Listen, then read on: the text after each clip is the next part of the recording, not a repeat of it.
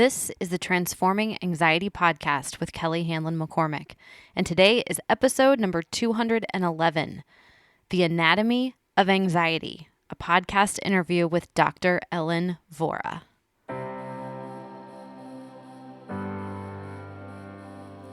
Welcome to Transforming Anxiety. I'm your host, Kelly McCormick. I'm a mom to 2 boys, a wife, friend, daughter, and sister, and I'm a certified life coach, yoga teacher, and soon-to-be mindfulness meditation teacher.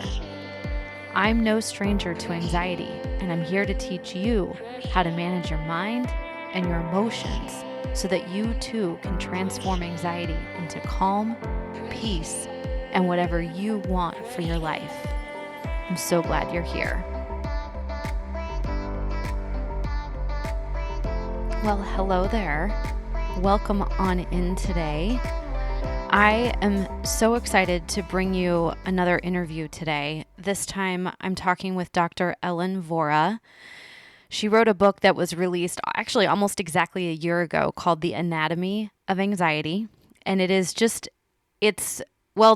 Nicole LePera called it a paradigm shift in how we view anxiety and how we think about the mind-body connection. And I couldn't agree more. It is a great book in really getting to the root of anxiety in a lot of different ways from a lot of different angles. And you know I love to talk about all different ways, all different tools to support ourselves with anxiety because it's not a one-shot. What helps one day might not help the next day. So she gives a lot of really practical tools and tips in her book, and we talk through some of that in our interview today. I was introduced to Ellen. We have a mutual friend in Holly Whitaker who wrote Quit Like a Woman. You'll hear us talk a little bit about that and a little bit about Holly, but this book is it's an important addition to the anxiety support, anxiety transformation, anxiety healing literature. And the conversation with Ellen is we go in a whole bunch of different directions. She's such a kind soul and such a caring, thoughtful, and really has put a lot of work and thought into how to transform anxiety, what the anatomy of anxiety is. So I'm going to read you her fancy bio and give you a little bit more about her, and then we will get to the interview. So Ellen Vora, MD, is a holistic psychiatrist, acupuncturist, and yoga teacher. She takes a functional medicine approach to mental health, considering the whole person and addressing imbalance at the root. Dr. Vora received her bachelor's from Yale University and her medical degree from Columbia University, and she is board certified in psychiatry and integrative holistic medicine. She lives in New York City with her husband and their daughter. So, without further ado, I would like to welcome Ellen onto the show. All right. Well, welcome, Ellen. I'm so glad we finally made it. Me too. It's been a few weeks in planning and rescheduling, and I appreciate your patience. And I'm just really excited for this conversation. This book, you and I didn't know each other prior to this. We were connected by a mutual friend of ours, Holly Whitaker. But we speak a lot of the same language, and we talk about anxiety very similarly. And it always excites me to see we need to hear the things we need to hear multiple times in multiple ways from multiple teachers, right? We can't hear it often enough. So your book, The Anatomy of Anxiety, which is so beautiful. And like I said, this is what I do. I'm such a nerd. Understanding and overcoming the body's fear response. This came out last March. Yeah. Yeah. Basically a year ago. Yeah. So we're just kind of celebrating its birthday and talking about it today. We'll get into, there's some bigger themes in your book that I wanted to touch on. One of the first, of course, is this idea about true and false anxiety. I have used my students and listeners will remember me talking about like clean and dirty pain. And it's kind of like let's dig into it. Let's talk about this false sense of anxiety because this is what's mostly running rampant. And I think mostly what we talk about, right? When we talk about anxiety, there's something on page, this is like towards the beginning, you talk about true emotions, how they occur when something steeply challenging has happened. Something like, and you give solid examples, a family member passes away and you're grieving. Maybe you lose your job and you're stressed. Maybe you're going through a breakup and you're sad. These are genuine responses, right, to real difficulties that we encounter in life. So that's the true side. Let's talk about the false side for a second. Yeah. How that comes up. Yeah. And I think you're right. It's the part that's really running rampant. I mean, we have an honest claim to both these days, but the way I think about it, and I'm forever wordsmithing how to describe it, because false anxiety, that term, is understandably so triggering, because anyone who struggles is like, what do you mean my anxiety is false? And it doesn't feel good. So a really important caveat is that it in no way is meant to invalidate the very real suffering. It just speaks to the fact that there is a straightforward cause and a path out. And so false anxiety is physical anxiety. And it's also, really importantly, avoidable anxiety. It's based in the physical body, and it occurs when something has tipped our body into a stress response. And we subjectively experience that stress response as anxiety. But if we could peek under the hood, if we could omnisciently see what's going on in that moment, even though our mind is always quick to tell us a story about why we're anxious, it says, okay, I suddenly feel anxious. And it's because of this thing going on at work, this overwhelm, this fear about the future, and this interpersonal dynamic from the 7th grade that still irks me. That is our brain being the meaning maker that it is. But it's actually swooping in to tell us a story to justify what is first and foremost a physical sensation, which is that the body is in a stress response. And what actually caused the stress response is usually something pretty mundane in our modern lives. Maybe we're in a blood sugar crash, maybe we're sleep deprived, we could be inflamed, something could be off in our digestive tract, we could be hungover or over caffeinated, we could be getting our period the next day, which is sort of a unique, not quite true, not quite false anxiety moment, which we can unpack a bit. Yes. And so that's false anxiety. It's basically this avoidable anxiety that doesn't need to be happening. And we can identify and address the cause of it and eliminate a lot of unnecessary suffering. Yes. Yes. It starts spinning out, right? When it's like we detect this little glimmer of anxiety. And like you said, our minds are such meaning makers. Like humans are natural born storytellers. Yeah. So we're going to tell a story about it. And if we fall asleep and we aren't conscious of or managing the story that we're telling, right? Our mind is going to tell us all kinds of nonsense. Yeah. And if we start falling for that, then we start this snowball momentum, right? Of, well, I felt this little glimmer of something that kind of looked or kind of felt like anxiety, but maybe had nothing to do with that even whatsoever. Or it was like you're talking about this sense of these triggers. You talked about downstream effects of anxiety, right? Of like, I've just been on Twitter too long. I've just had too many cups of coffee. I just didn't sleep last night. And it's like, it's not real. We don't have to treat it with the gravity, right? We can just say, oh, I need to read the room. I need to remember the context of this moment. The gravity is such an interesting dimension of all of this, because I've been noticing in the zeitgeist right now, people are, and even not right now, this was a year ago, people were putting out memes on social media that were saying, I have to take my stupid walk for my stupid mental health.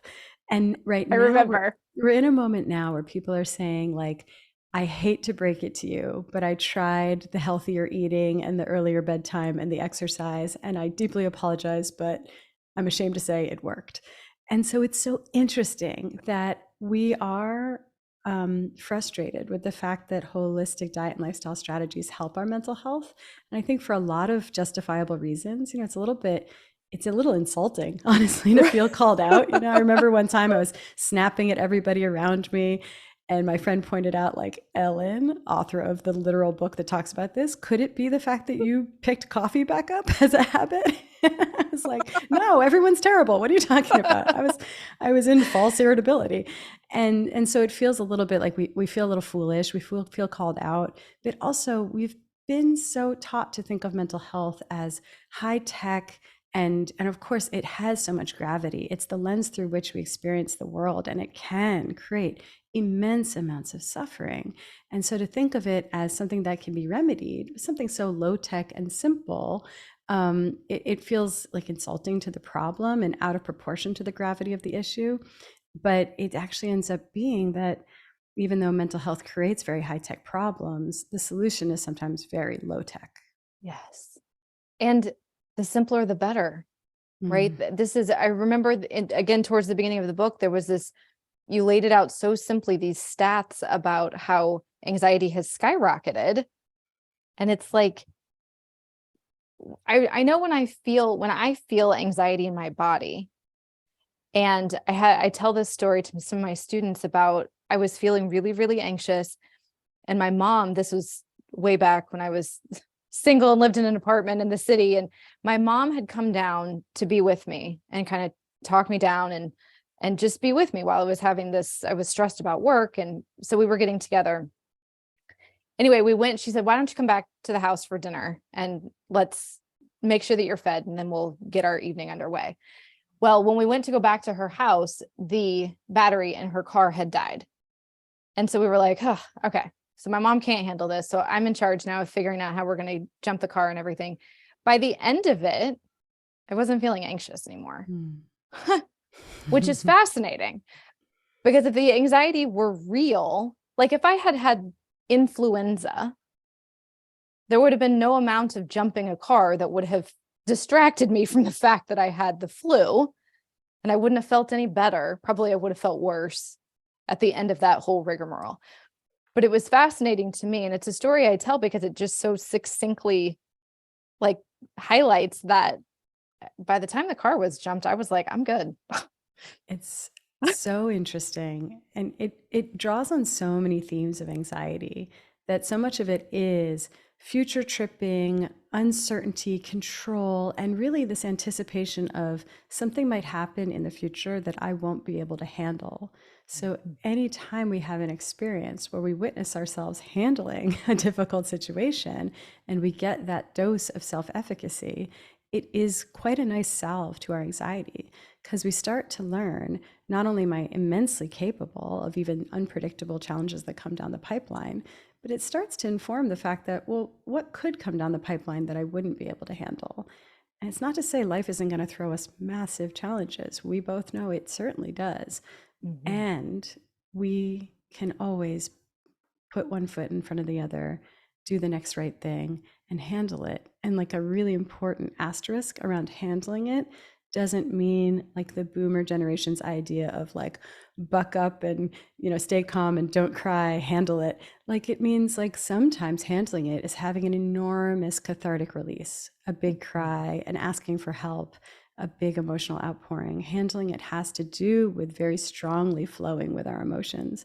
But it's the fact that we, in Chinese medicine, there's this analogy of a bamboo tree that sways with the breeze. You sway towards the anger, the sadness, the overwhelm, the grief, the ecstasy, and you come back to your center point. And that's handling it. You sway deeply and you're flexible enough that you can come back to the center. Yeah. Yeah. I love this. I remind my people often, handling it doesn't mean it has to be pretty. It doesn't mean you do it gracefully or that you did it perfectly or that it felt good. Because so far, all of us, we're all here, you're listening to this, 100% of the time, you've handled it. Some of that has been a total disaster, right? Some of it has been a hot mess where you look back and you're like, God, that's kind of embarrassing, really. Sure. Who cares? Right? We've handled it. That's part of, I love that image, that visual of the bamboo tree being fluid enough to sway, right? And resilient enough to return to like that set point. Yeah. Yeah. And it's like the simplest approach. I love what you're saying about it's almost insulting, but there's really simple stuff. Sometimes you just need to jump a car. Yeah. Sometimes you just need a glass of water or a hug or a nap. Or a And snack or a cry. yes. Yeah. And I know it can seem a little like, do you understand how I'm feeling? This is a really big deal. And it doesn't have to be a big deal to solve. And it's usually, I have found, typically completely under our control, which I think is great news. For me, false anxiety draws a lot upon the skills I've learned by the trial by fire of parenting. And I remember in the early days when I had my daughter, it was almost like I needed to keep a list on the refrigerator. Why is she cranky right now? Is she overtired? Is she hungry? Do we need to change her diaper? Does she just need to be burped? Is she teething? These sort of things that for whatever reason, I could only keep three of them in my mind. And every once in a while, I would forget the one that actually was the one that applied in that moment. And false anxiety, it kind of recognizes the fact that we as adults are in so many ways oversized toddlers. And we also sometimes need a snack, need a nap, but sometimes we need a cathartic release of our emotions. We take on a lot. I think about my daughter's meltdowns, and meltdowns are unpleasant for all involved. It's hard to see your kid so sad. It's hard to deal with this happening in public or this happening on the way to school. And you're just like, I'm trying to get through life and it's in the way. But really, I look at it as like she is going through life having to learn. She's learning math. She's learning how to be a person in the world. She's learning social relationships. And her brain is developing at this rapid rate. It's just a lot on a human being. And sometimes there needs to be an explosive release. And we adults need that too. And we have quite a bit of cultural conditioning telling us to not let those releases happening. And we've been told, don't cry. If we cry, we apologize and we try to suck it back in and make it smaller and quicker. And so we're missing a lot of the release that our nervous systems need. Yeah, it's so interesting. If you see somebody crying, what's your first question? It's like, what's wrong? Mm. Something must be wrong, right? I've really tried to correct myself to say, what happened? Mm. What's happening for you, right? To Yeah. invite in, maybe it's a release, maybe it's neutral, Yeah. maybe there's something great happening here. I don't know, but why do we need to lead with that, right? And then you're exactly right. Then when somebody asks, when we're crying and somebody says inevitably, what's wrong? And we say, oh, I'm sorry, nothing. I'm fine. I'm fine. I'm fine. Yeah, obviously. You're not. And it's okay. And all of this is part of what it is to be human, fully human. Yeah. Right? Okay, this is a little bit related. I talk to my students a lot about making their environment safe. I think again, if we kind of go to sleep mentally, it can be very easy to look at social media and the headlines and the news and just what's happening in the world and say, are you insane? The world is not a safe place. Nothing is safe. Everything is completely out of control. But we have to intentionally, deliberately, purposefully remind ourselves. It's like for the one car crash that we hear about, how many millions of people got to work just fine, right? For the one time that your romaine had salmonella or whatever it is that happens with lettuce, right? That it's like how many millions of meals have been safe, have been, right? There's been no food poisoning. Reminding ourselves how safe the world is and purposefully making our environments safe. This isn't even just recognizing the safety that's inherent around us, but that we can purposefully create and remind ourselves that the world is safe. So I'd love for you to talk a little bit about that, because I think it's an important reminder when it's so easy to default to the no, it's not. I have like a fourfold reflection on this. So let's see if I can keep my thoughts in order. I mean, first is that I think especially right before bed, I do think it's critical to feel surrounded by safety and not by danger, because that's sort of part of the mechanism of how we surrender into a state of sleep. And then sleep in turn decreases anxiety. If we can sleep well, we are much less prone to anxiety the next day. And to sleep well, we need to feel surrounded by safety. In this modern environment, if we're doom scrolling late at night, we feel surrounded by danger. Our brains did not evolve to triage the fact that we used to be able to be aware of the goings on of about 125 people. And now we're able to be aware of everything that's going on in every pocket of the world at all times. And it's more information than our brains know how to make sense of in terms of what's probabilistic and what's going to impact us. And especially if you're empathic, you're just taking it all on. I think we also have to be aware of the fact that I call this in my book the banality of fear. But it has to do with the fact that we are living right now in the attention economy, which is to say that our attention is the commodity being competed for by very smart companies. And they know their neuroscience and their behavioral psychology. And they know that if they prey on our fear response or instill uncertainty or doubt or controversy, we will rubberneck, we will hand over an increasingly large share of our attention. They get more clicks, they sell more products, they get more ad revenue, but our mental health is often the collateral damage. So we need to be navigating this information landscape with our eyes wide open from a very self-loving place, not falling prey to every time somebody is trying to sell us something, whether it's a product we don't need or just more time with our eyeballs on their service, on their platform. We just need to be aware of when it's happening and sometimes put up a little force field energetically. It's telling us to be afraid, and we need to check in with ourselves. Should I really internalize that fear, or is this somebody trying to sell me something I don't need? Yeah. Yeah. Right. That FOMO, right? We're always like the fear of missing out, the fear of not fitting in, the fear of not belonging. And I mean, we can see it everywhere. There's a reason that we feel compelled to buy things we don't need, that we forget about by the time they arrive. Yeah. Right. Isn't that the Yeah. best when something arrives and it's like, I don't even know. Oh, good. She's brought socks too. For those of you on video, Poppy's here. Yeah, it is. And say a little bit more too about this tie with, I talk to a lot of people who are anxious about sleep. And again, this is one of those, another one of those negative spin cycles we can get in. Yeah. They're anxious about not getting enough sleep. And then they're not getting enough sleep. So they're feeling more anxiety. Yes. Right. Yeah. Yeah. I love what you're saying about creating a really safe, like setting yourself up for safety before you even fall asleep.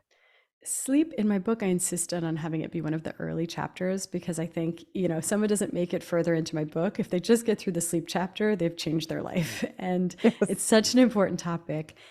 I think that a couple thoughts on this. One is that we do a lot of talking about how we don't sleep well because of our anxiety.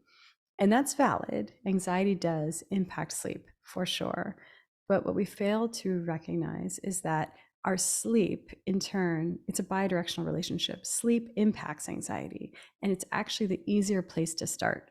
So I say fix your sleep and watch that improve your anxiety rather than focusing first on fixing your anxiety and hoping that that fixes your sleep. And you're exactly right that when we overthink sleep, it becomes a self-fulfilling prophecy and we're really worked up and we psych ourselves out and it becomes hard to fall asleep. So I think a really important conceit or just way to think about sleep is that your body actually wants to sleep and it knows how to sleep. So this is a system that you can trust.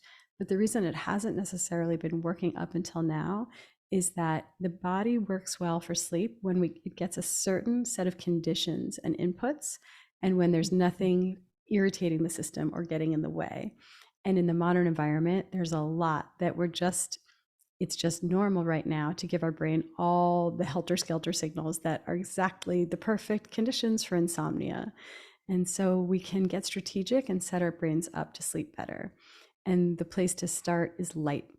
Light is the primary cue for our circadian rhythm. And it's the part that modern environment has been it's the most dysregulated at this point, because rather than being outdoors in the broad daylight during the day, waking up with the sun, and then being surrounded by reliable darkness in the evening, these days we are indoors under fluorescent lighting during the day and then surrounded by a psychedelic light show of phones and laptops and iPads and overhead lighting during the evening. So it's sending these inputs, basically, especially that after sunset light, it's going into our brain, to a part of the brain called the suprachiasmatic nucleus, and it's telling it, good morning, the sun just rose, even if we're just scrolling on our phone at 11:45 p.m. So we Mhm. want to get really strategic about what light our eyes are seeing. And the two most important signals are first thing in the morning, figuring out some way to get actual sunshine into your actual eyeballs. And that starts the clock and ticks in the background so that you can get sleepy at night. And then to make sure that after sunset, you're getting some experience of darkness, whether that means you power down electronics, dim the overhead lighting, maybe you throw your phone into the ocean and move off the grid and homestead and raise chickens. It's up to you. Or you could just get blue blocking glasses, which is a really good harm reduction strategy, and you just block out blue spectrum light with those glasses. And that way you're protecting your circadian rhythm. It makes it a lot easier to sleep. There are other tricks. There's a lot we can do to support sleep, but that's a really good place to start. Yeah. And again, make it simple. Focus on light to focus on sleep, right? That it doesn't have to be a really dramatic, time consuming. I feel like there's some resistance sometimes when people really get serious about transforming their relationship with anxiety and really making changes in their life, not just thinking about it, right? Not just reading a book or listening to a podcast, but implementing and living into it. There's some resistance to, it's going to be either this huge change and I don't have the time, the money, the effort, like I'm just not interested, right? And I mean, all throughout the book and it's like, take what works, right? Start anywhere and just implementing something super, super simple. You're doing it anyway. Just do it a little bit differently Yeah. or eliminate it, which is even Yeah. better. It's not really Yeah. more to do. It can be less to do, Right. Yeah. which is a beautiful thing. We all need that I for mean, sure. that's one of the principles, is like, where can we start to say no and do less? And I really love all of the conversation that's happening these days around boundaries. I love Melissa Urban's book, The Book of Boundaries, Yes. and like just how we start to recognize. I like the nonviolent communication wording of this too, like your true yes and your true no. And I Mhm. realized I was giving out my false yes all the time. Someone would say, can you take on this project? Do you want to do this thing with me? Do you want to get coffee? And because you don't want to disappoint people, or you want to please people, or you want to avoid a confrontation, I would say, okay, sure. and then and then I would resent the other person or feel Yeah. overwhelmed. And I've started to give out my true no, which of course feels super uncomfortable. But in Brene Brown's words, I think she says, clear is kind. And Yes. nobody wants to be resented. Like the person I was reluctantly saying yes to a coffee with, I don't want to put the person in that position. I don't want someone to say yes to me out of obligation. And so just to start to give our true yes or no. And that means that we're doing less, especially we're doing less that's out of alignment for us. Yeah. I like to remember too, every time I say yes, there's an equal and opposite no, usually to myself and my Yeah. time, right? And if I say no to the coffee, to the project, I'm getting an equal and opposite yes, which again is usually, oh, I get this evening back, Yeah. right? Or I'm not doing that project. So all of that headspace or effort or energy or meetings or deadlines, I get all of that back. Yeah. So when we remember, I think sometimes that short little NO, which is a complete sentence, that word, it comes with a lot of negativity. But when we remember that it's like there's that yes on the underside of it, what are you also saying yes to when you say the no? Right? And I can almost hear one person like thinking to themselves, well, but if I say no to the project, I'm saying yes to just doing nothing, but I won't use that time productively. So I'll Oh, just yeah. be lazy. And I think that's where it's so important to have massive cultural course correction, which I love the Taoist principle of this, to look at the yin yang and recognize that yang, the masculine sun doing productivity energy, exists in a perfect dynamic equilibrium with yin energy, moon, Yes. feminine, receptive, non doing, rest energy, that there is no better or worse, that these exist in a balance. And we are in a moment where very yang and balanced. We are obsessed with yang. That's what we value, and we devalue yin. So if you're saying no to something else and yes to more time at rest, that's not any less worthy in any way. That we actually have to Mhm. recognize the inherent worth of rest and to protect it fiercely. Yeah. It's a question, and this is something to just kind of consider as you're maybe considering the yeses and the nos that you're putting out, is why you personally, you individually value productivity and going and doing and being out in the world, the external yang, power, aggression, control, why you value that, you for yourself, more than you value rest, relaxation. And this doesn't always need to look like you sitting on the couch alone, chilling out. This can easily be like a longer meal with friends that you just have space for because you don't have to rush off to the next thing and the next thing and the next thing. It could be reading a book outside.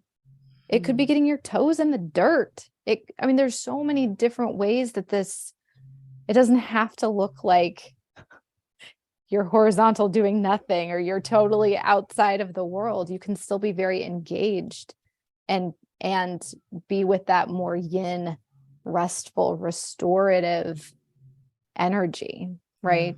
But really valuing that, I think is tricky.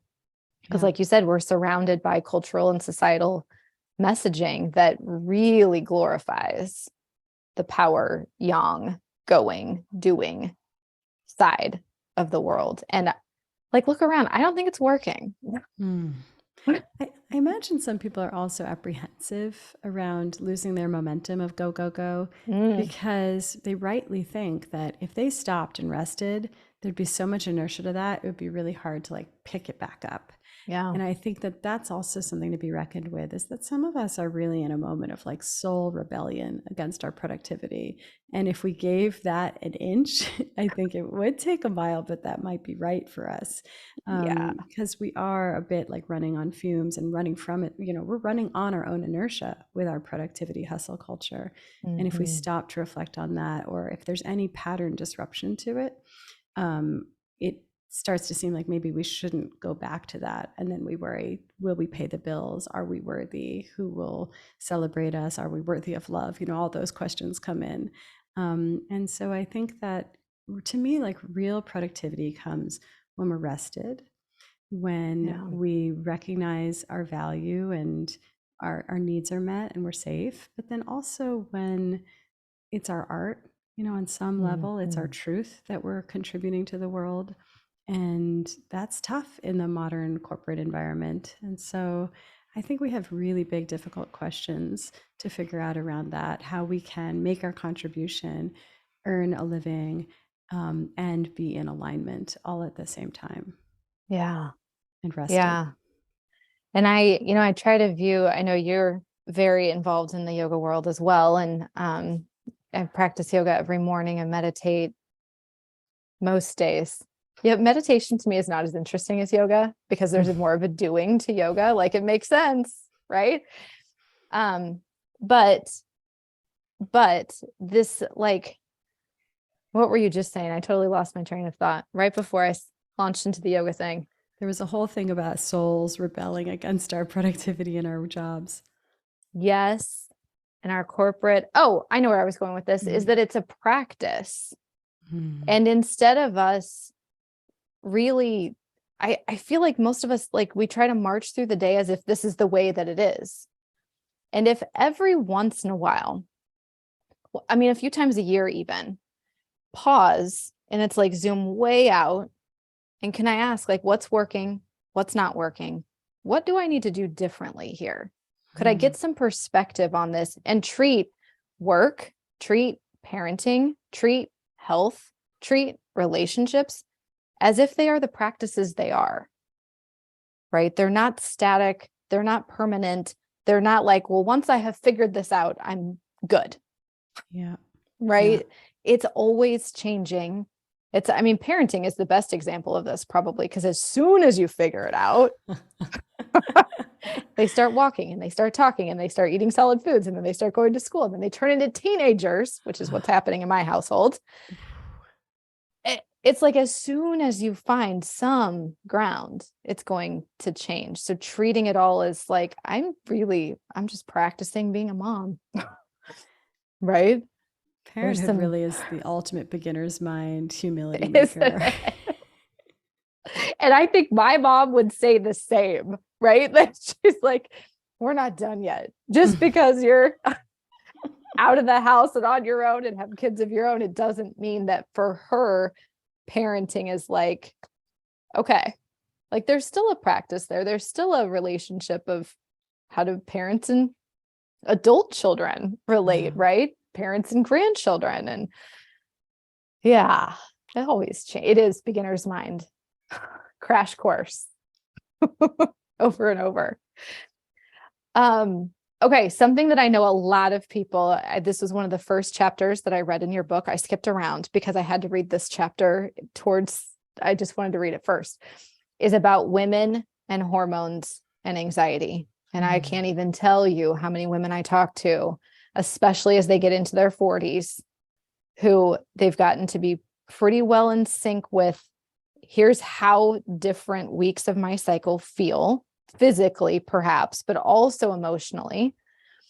And they're noticing they're becoming more and more, I don't know if this is an age thing, if it's an experience thing, if we're like, oh, this isn't my first rodeo with this, but the correlation between anxiety and where we're at in our cycle. And you mentioned this earlier, that it's like right on the knife edge of true false, right?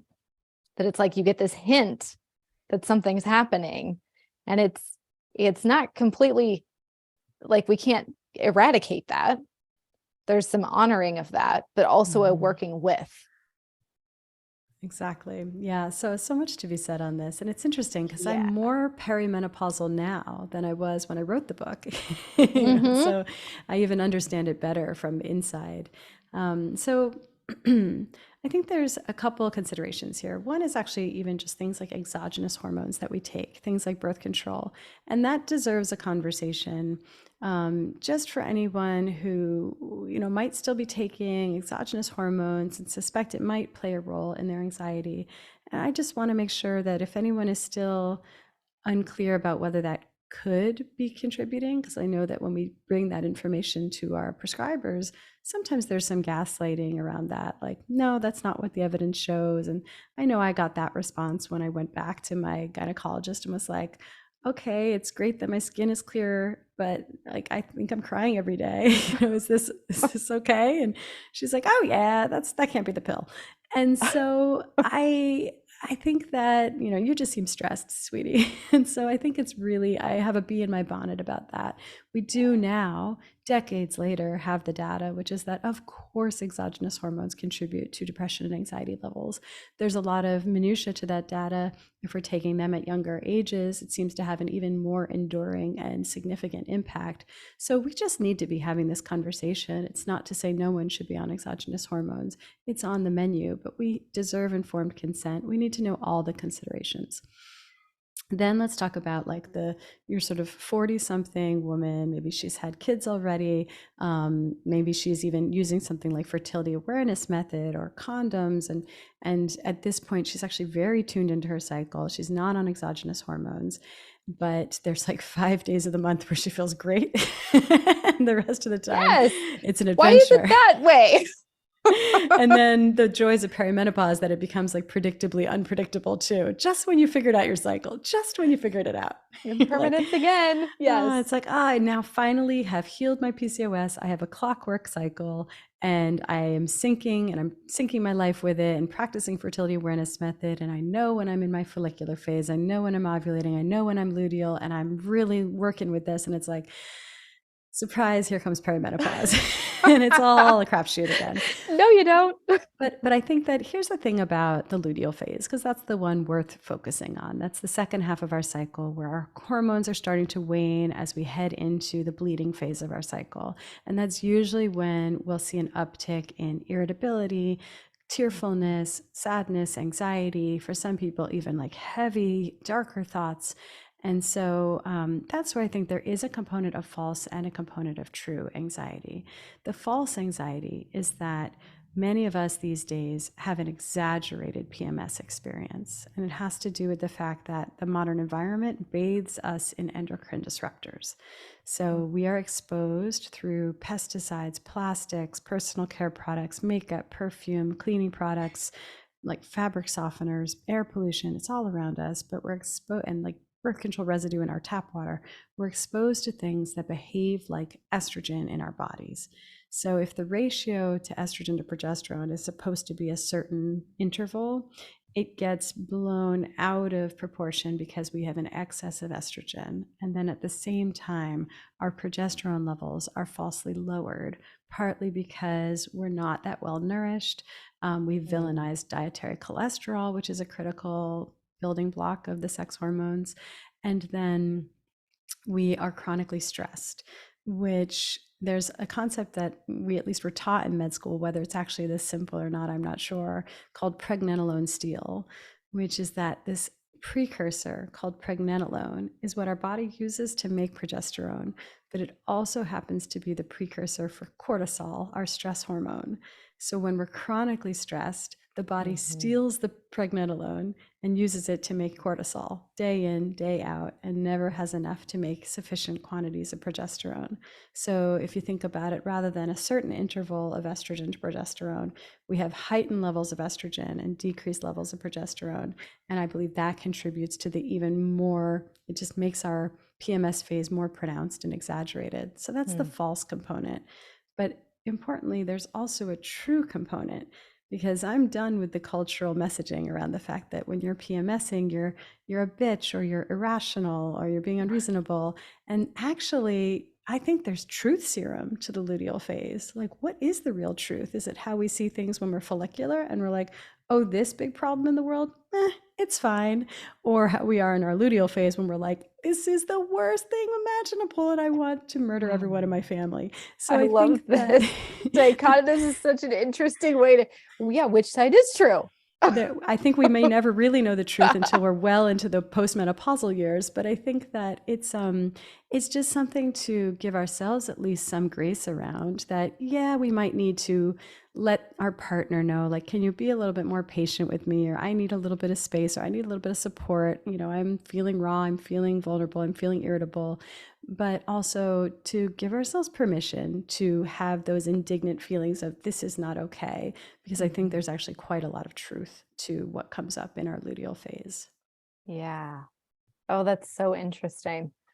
Yeah, this is, I think the more, again, it's one of these, like, the more we know, I try to teach, well, a lot of people come and they're like, I have been reading everything about anxiety. I know all about, and I'm like, that is the last thing you need. Like, you could write the books on anxiety at this point, right? We need more of what you want in your life.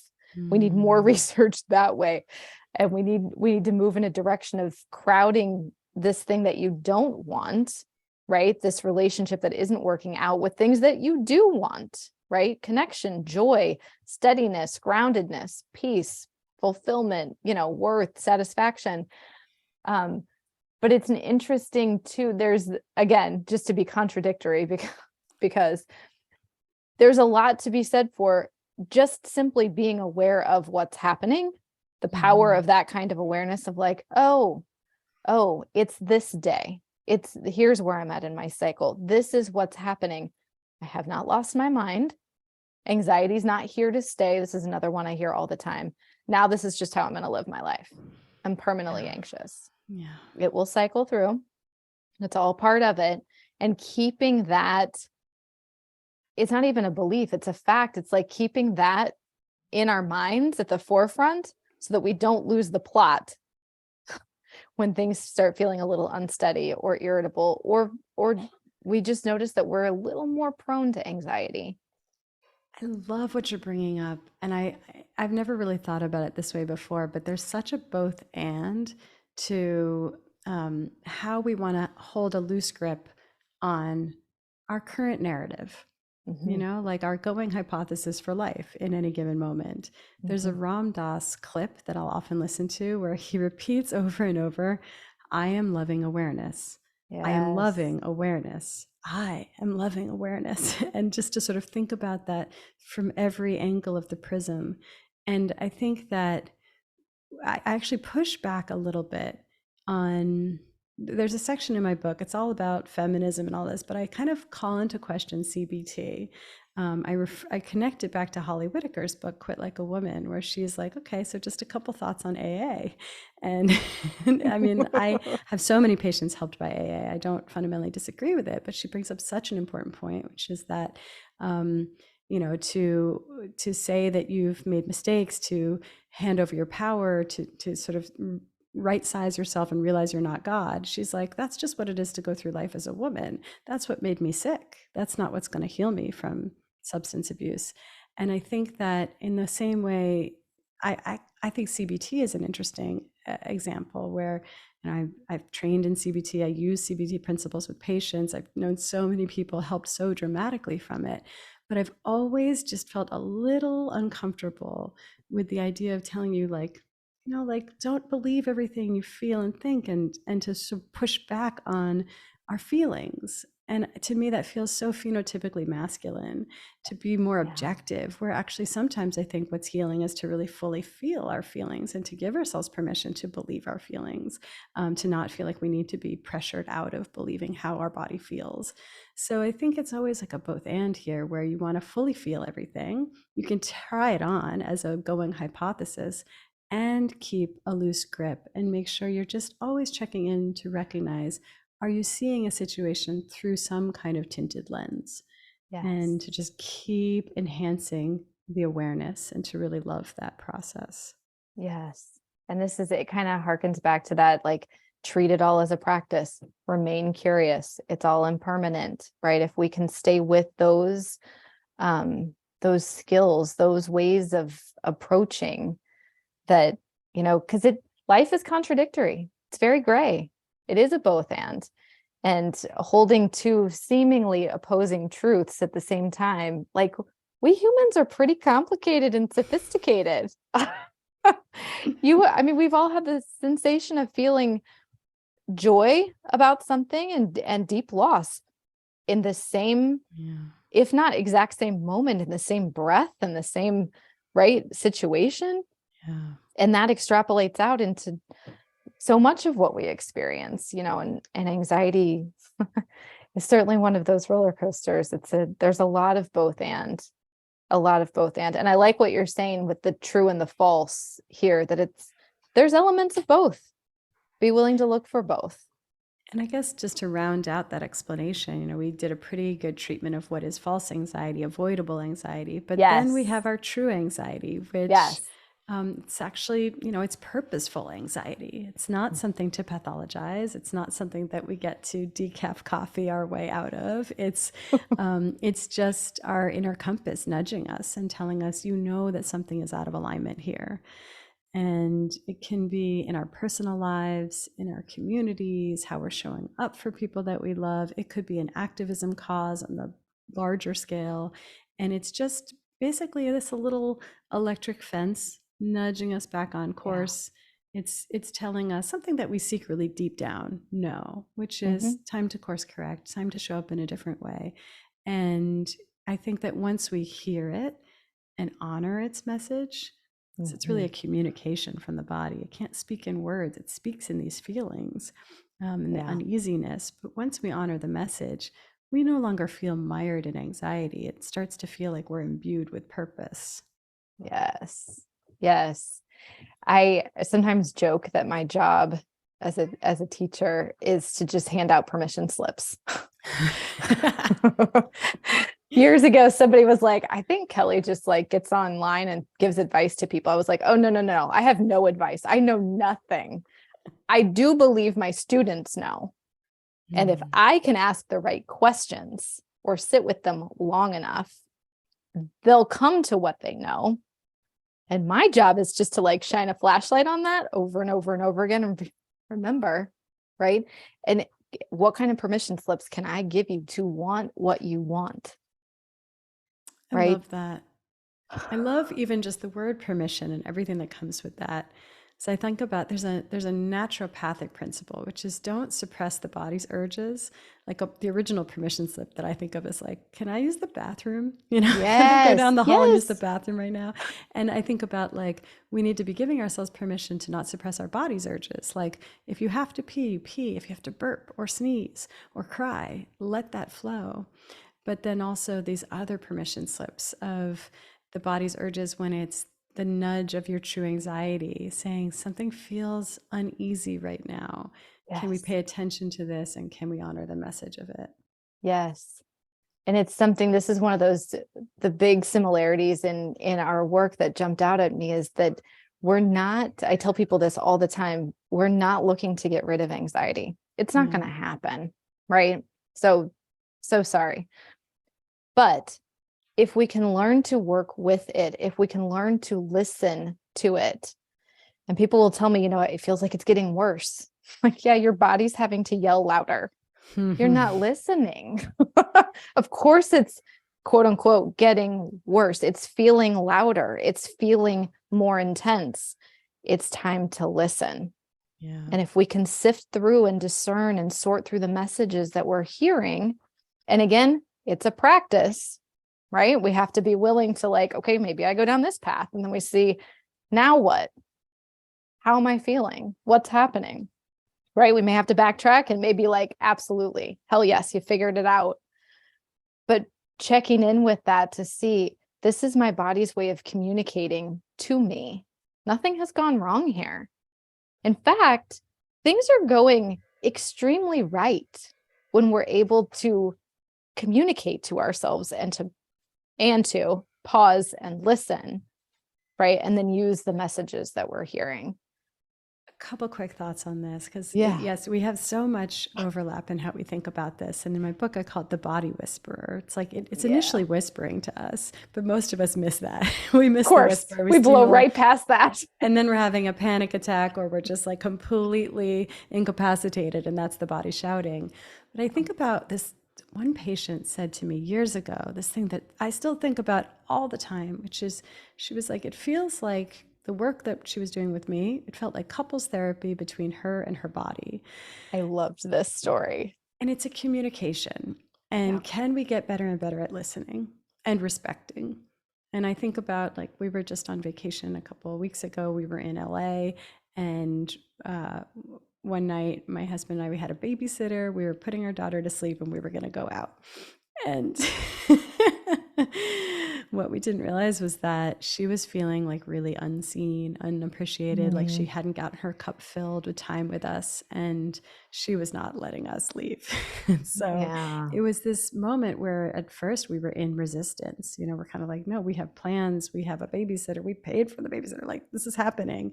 And then it became a real opportunity for repair. It's that rupture repair thing, which anytime there is like this big communication of, here's an inconvenient truth that you didn't want to know, it's such an opportunity to be like, well, that was always true. I just was unaware of it before. Now that it's out in the open, we can work with this. And it's been a framing that I'm still, it's vitally informing every day. My interactions with my daughter ever since is like to really help her feel her cup is much more full on that, like I'm here and that I see her and that I'm attuned to her.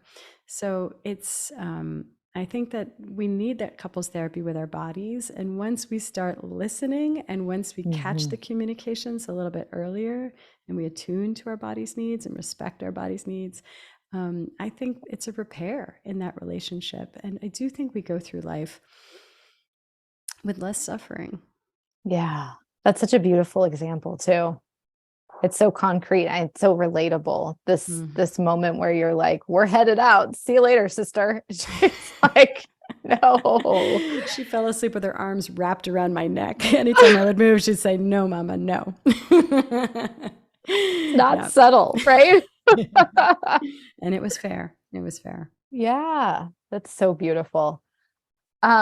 Okay, I'm curious to take a left turn, and this is like we're just gonna go unscripted now because we were kind of riffing on this before we started recording. We both were like, we should talk about this. So we'll just see what happens. But I told you, and a lot of my students know, this is the year I'm kind of treating pretty much everybody I come into contact with, honestly, as a guinea pig to test out this idea that perhaps the opposite of anxiety isn't what we usually think of, which is calm or peace or even just being okay, right? Some sense of neutrality, happiness, feeling good. But maybe the opposite is honesty, right? And you and I both were like, it's so fun to kind of consider and talk about. And I don't just mean those big, blatant, outright lies. I'm talking about, in fact, maybe not even that at all.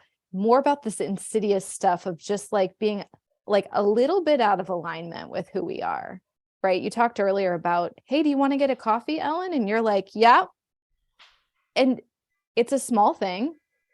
Maybe it's 30 minutes on a Tuesday, but you start adding those up and consider how grossly out of alignment you get with how you want to spend your time, your energy, what you wanted to do with your Tuesday. And it's like, I didn't lie to anybody when I said yes, I'm fine with coffee. I like this person. But it wasn't, again, that true yes for me, that fully like there's like that cosmic click in your gut where you're like, yes, this feels really good and really right. And all of these just little untruths that stack up and create anxiety. So I'm curious what you think.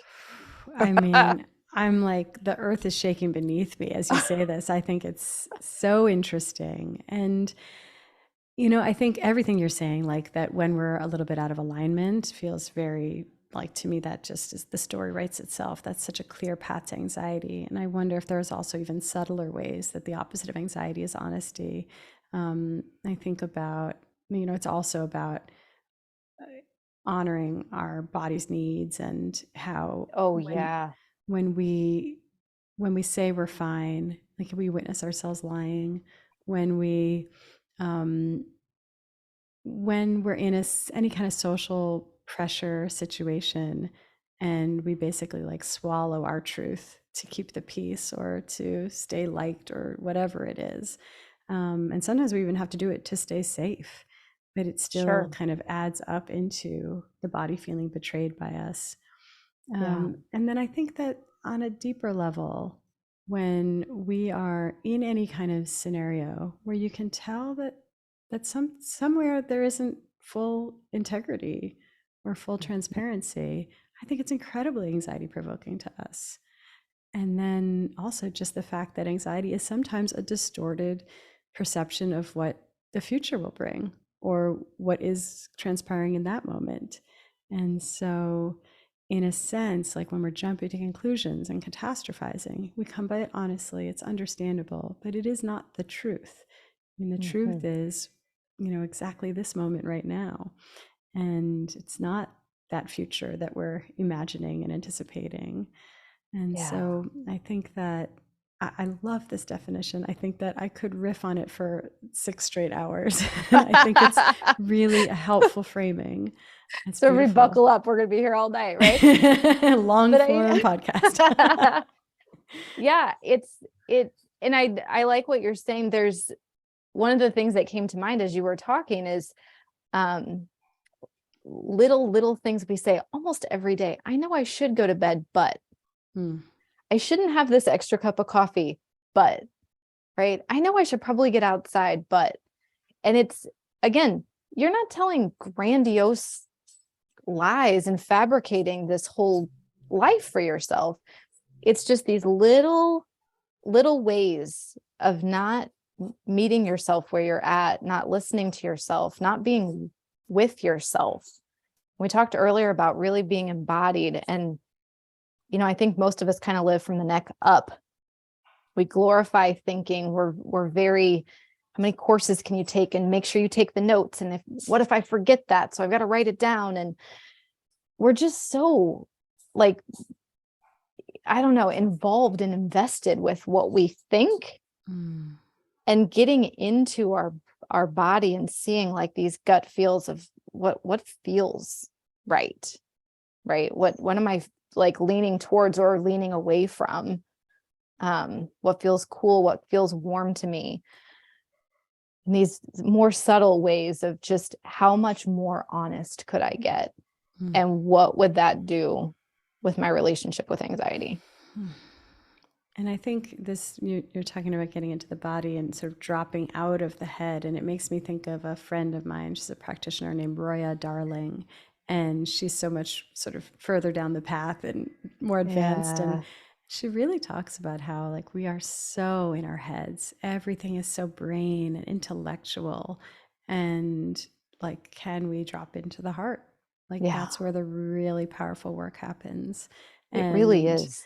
I'm like, oh, like I'm almost in an ironic way, like only intellectually appreciating that. Like I'm not fully embodied in that practice yet. I hear you. I hear you. It's the chasm, right, between knowing and having something kind of pinballing it in your mind versus really like feeling it in your bone marrow and living and fully integrating that. Like the chasm there is enormous, enormous. And yeah, it's one of my yoga teachers talks often, Janet Stone, she talks about bringing your mind into your feet. Mm. And it's like, it doesn't really make sense, but it makes all kinds of sense. Right? That it's just like, get out of here and get into your body. And maybe we don't need, I've also heard one of my meditation teachers talked about how the mind is really good at things like driving a car and changing light bulbs, right? Doing algebra. Thank you, But, brain. right. Thank you. All necessary. Pretty much everything else. Not for the mind, right? It's deeper in the heart, in the gut. Yeah. Yeah. Yeah. We could riff on this for a while. I wanted to just close. I thought this was a beautiful reminder, as we're really talking about shifting our relationship with anxiety, getting better, to better understand anxiety. You offered up these well, a few different ways of what we're moving towards. I talked earlier about we need to crowd out the focus and just like the kind of the gloom and doom we're like hanging out with anxiety and it's like, okay, what do we want more of? Like, right, let's put our attention there. And one of the things that you talk about is meaningful connection, right? Really, and of course the kind of the underbelly of that is coming to terms with the messiness that is being a part of community. You're going to get the whole kit and caboodle when you engage in really meaningful community, but how powerful that is, how valuable that is. And also engaging in really divine play and creation and just giving ourselves this sense of, I mean, our most important resource as humans, right? Which is time. Expanding time, giving yourself the idea that time is more endless than we think, right? Than we treat it as. So I'm just curious to hear you talk a little bit again, as this to close out of moving towards what we want, right? Yeah. I mean, these are, I think, our fundamental human needs, but even in a more exciting way. Like, this is what makes this gift of being in a human body exquisite. And, whether it's just human connection and community or connecting to nature or having a sense of purpose and meaning in our lives, feeling like we're making a meaningful contribution, being in pleasure, being in play, and being of service, and just giving ourselves permission to ask the bigger questions. We're culturally on a bit of a rebound from that. Like, we maybe had a little bit more of a trend toward organized religion, and a lot of people are on a pendulum swing away from that. And I think perhaps we're ushering in a new era, which is permission to seek around it. No horse in this race in terms of what it has to look like, what you have to believe, but at least giving yourselves permission to explore that. And wherever you come out is cool, but don't close off the questions. And I think some form of personal spirituality that's whatever is our truth, I think ends up being a pretty important balm for anxiety. And I so love I that. think I think a lot about that, especially like around grief, that Mm, when I ask the questions of sort of like, where is this person that I've lost? And do they still exist on some level? It gives me comfort, whether or not it's right, to feel that my mom still exists, that I can yeah. connect to her in spirit form.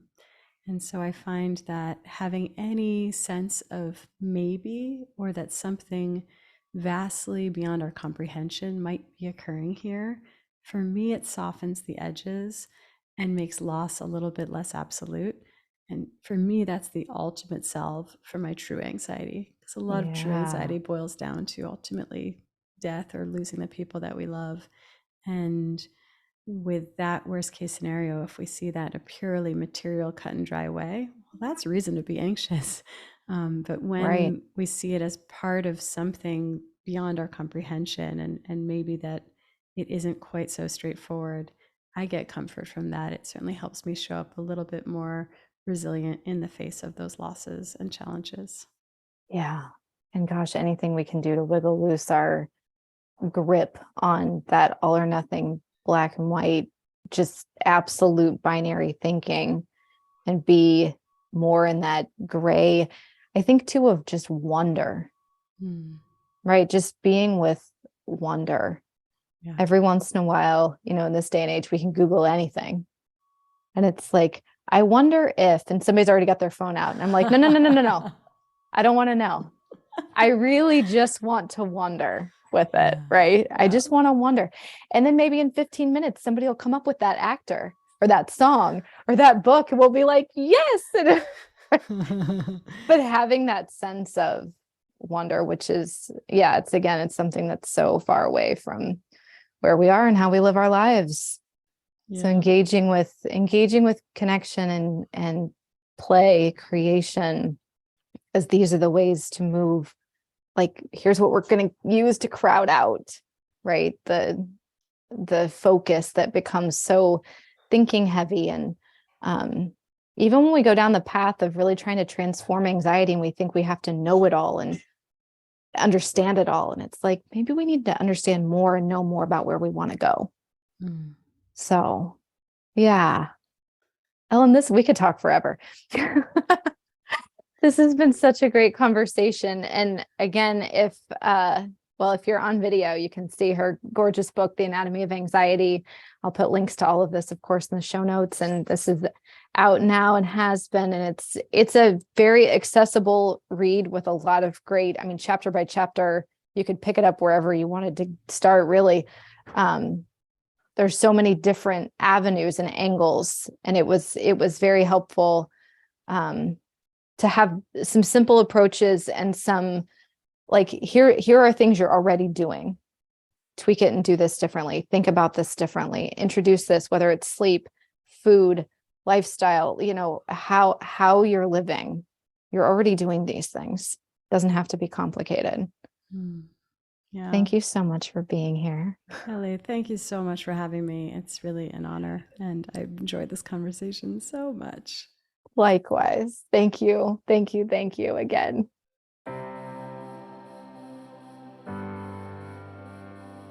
Do you have someone to help you with your stress, anxiety, worry, and overwhelm? If not, I would love to be your coach. The Fierce Calm Project is my virtual coaching program where we get to go in on topics like this one, and I can help you apply these lessons to your life so that you're creating your own transformation. We do live coaching calls, guided meditations, on-demand yoga classes. We hold book club where we read books your neighborhood book club won't, and there's lots of bonus content that I've created just for you. When you're ready to take what you're learning on the podcast to a whole other level, then come on over and check out the Fierce Calm Project at kellyhanlonmccormick.com/Fierce Calm Project.